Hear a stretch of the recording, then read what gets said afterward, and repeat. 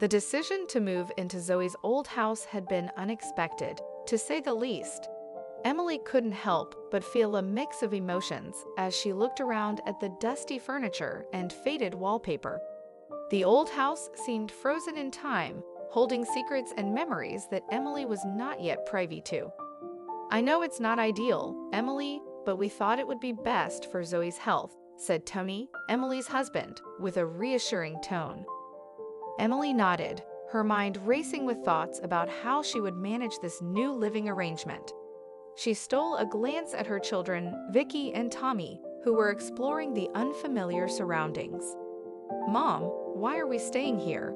Our house was fine," Vicky questioned, her eyes filled with curiosity. "Sweetheart, Grandma Zoe isn't feeling well, and we're here to help take care of her," Emily explained, doing her best to mask her own uncertainty. As they settled in, Zoe's constant chatter became a backdrop to their daily lives. "Benjamin just got a promotion, you know. He's doing so well at work," Zoe beamed, a hint of pride in her voice. Emily forced a smile, silently wondering how she would manage the responsibilities piling up on her plate. The unexpected arrangements were proving to be more challenging than she had anticipated. The old house stood tall, a relic of bygone days. Its creaking floorboards and aging wallpaper whispered stories of the past as Emily navigated the challenges of making it a temporary home. Dust danced in the air as she attempted to clean the neglected spaces. "I remember when your father painted this room," Zoe reminisced, a hint of nostalgia in her voice. "And Benjamin, dear, he won a gold medal in school for that painting on the wall." Emily, juggling a mop and a bucket, tried to keep up with Zoe's tales. "That's impressive. Benjamin must be quite the artist." "Oh, he was always a talented one. My pride and joy," Zoe replied, her eyes glinting with admiration.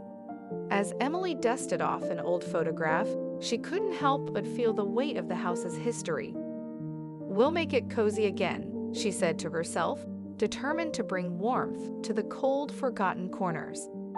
The challenges of managing the old house became apparent: leaky faucets, creaky stairs, and the constant hum of appliances from a bygone era.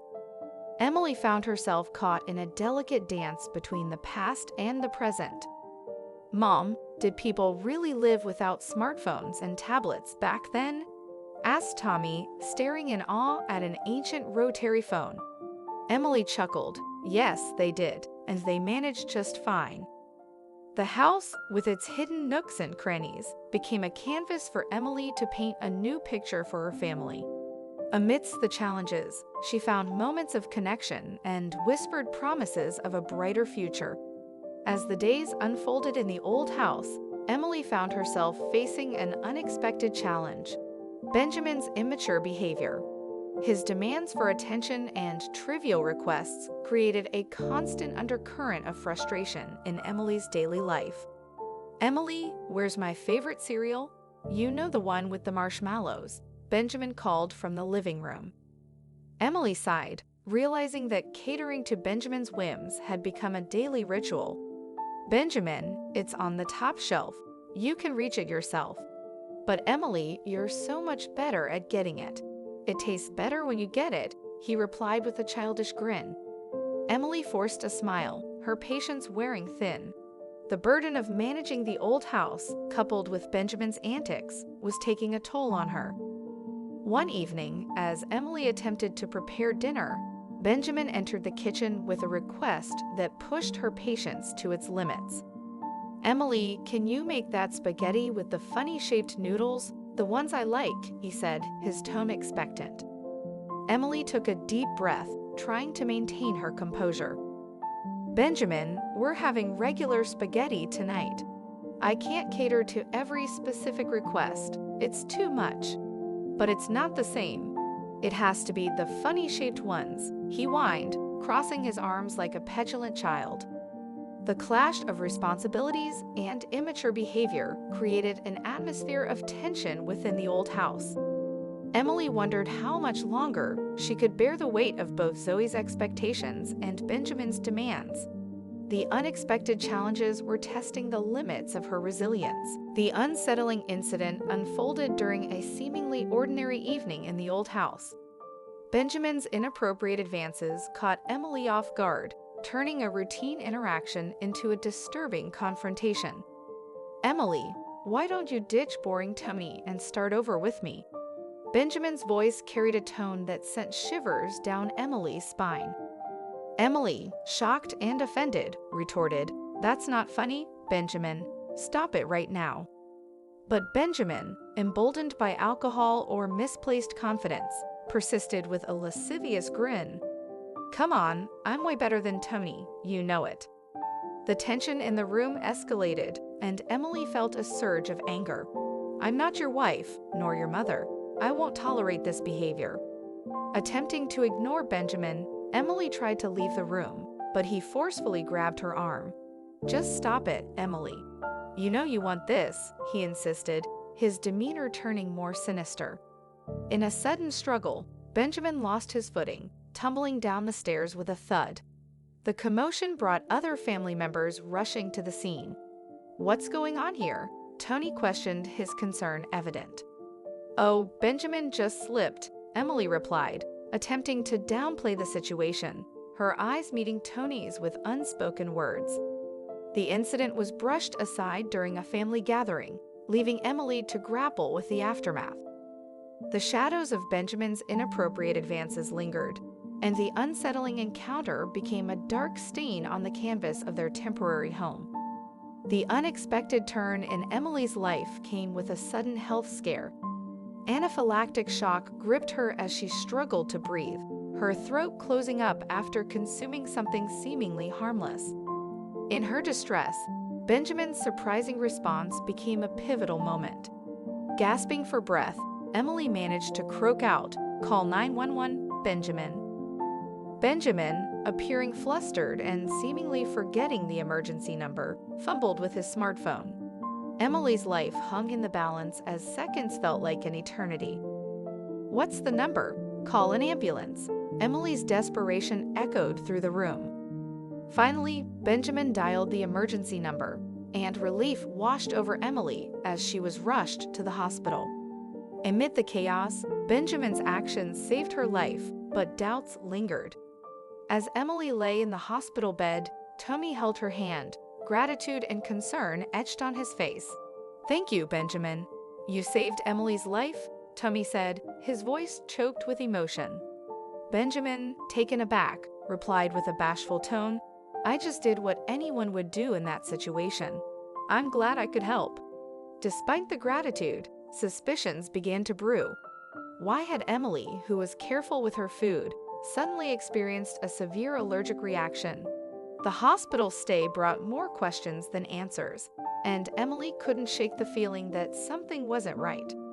As Emily recovered from the anaphylactic shock, she couldn't shake off the unsettling feeling that surrounded the incident. The truth began to unravel slowly, like a thread pulled from a tangled web.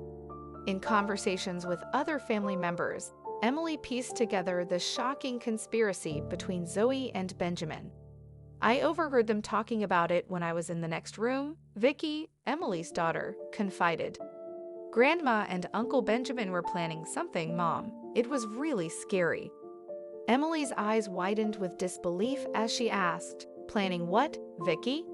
What did you hear?" "They wanted to hurt you, Mom.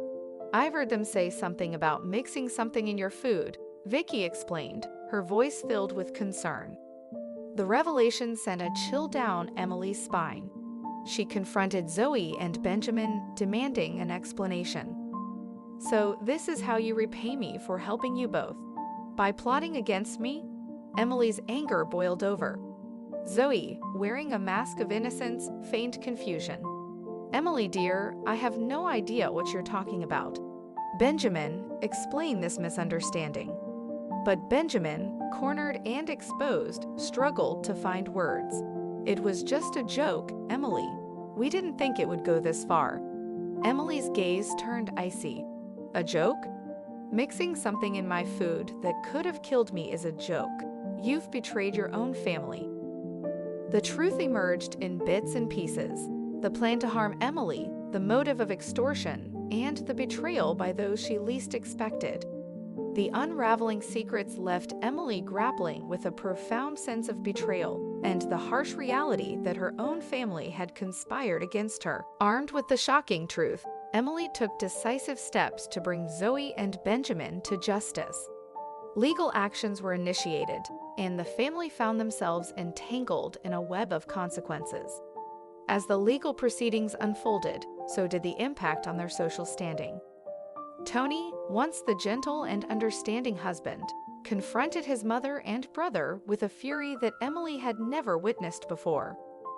"Mom, how could you do this? We were here to help you, and you conspired against us." Tony's voice echoed through the room, his eyes burning with anger. Zoe, now exposed and facing the consequences of her actions, stammered, "It wasn't supposed to go this far, Tony. We just wanted some extra money. You know how difficult things have been."